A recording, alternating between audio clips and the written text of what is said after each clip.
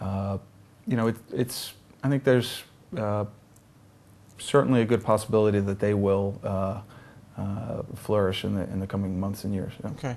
What about there? So there's a bit of a bill. There has been what was brought up by Merlin, the parity issue between certain services paying more to major labels than they will to independent labels. Merlin was sort of set up to create a supposed balance for the independent labels in those negotiations with some of these services. Do you think it's been effective in delivering? Well, look, everybody has to justify their own existence, so I think that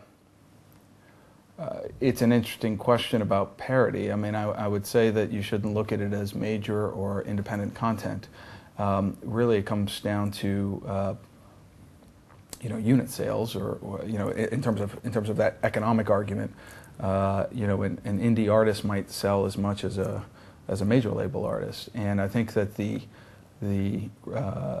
case for well, first of all, many retailers give the same terms to majors and indies. Those few that do, I think that their case is that they give the majors a better rate, but they sell more units. Well, I could go in and always say, well, then let's create a unit benchmark, right? If I have artists that sell over this many units, then they get that rate.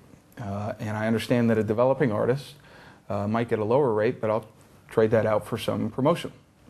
And so the retailer's going to spend some money on the promotion, or allocate some value to that, and I'll take a lower rate. So again, I don't think it's a one-size-fits-all model.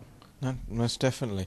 And moving on now, have there been any new propositions or platforms that you've seen recently? Obviously, being based out of Silicon Valley, you probably get to see most of them before most of the rest of the world have heard about them, or you're hearing about them, that you do think are going to be quite interesting in the coming two or so years? Well, I have my own ideas, but I'm not going to tell anybody else about them. I'm very interested in the applications model. I think that applications can provide a very interactive and rich way for artists and labels to communicate with fans. I think that there's no reason it can't be the distribution method in the years to come. So I think it's going to take some technological development and so forth, but I think we're almost there. So other than that, I think that I do hope that the ad-based models, the streaming models, do take hold. That streaming does become even more portable, and if that's the case, then the jukebox in the sky concept can come to fruition.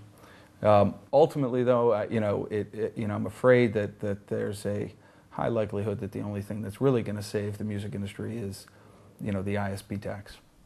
Okay. And on a final note, you've recently tied up with Universal in some manner. Are you able to speak about that?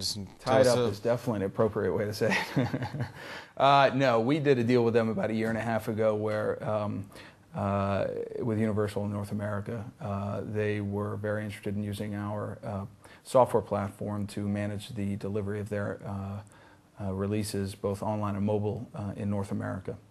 And they were also interested in accessing our global deals, because InGrooves is a global company, and we have a lot of deals here in the UK and Europe. And so they wanted to access those deals for their distributed labels.